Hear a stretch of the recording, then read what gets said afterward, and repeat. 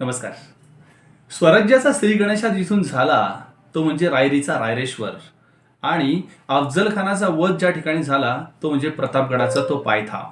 या दोन्ही ठिकाणांना घेत घेत या दोन्ही ठिकाणांना व्हिजिट करण्याचा मानस ठेवून मी डॉक्टर श्रीकांत प्रकाश थोरात कृष्णाज नोबेल फाउंडेशनच्या माध्यमातून येत्या 15 आणि 16 तारखेला 15 आणि 16 नोव्हेंबर 2025 रोजी आम्ही संभाजीनगर या ठिकाणावरून या दोन ठिकाणांना व्हिजिट करण्यासाठी 2 दिवसाचा एक छानसा टूर आयोजित केला आहे.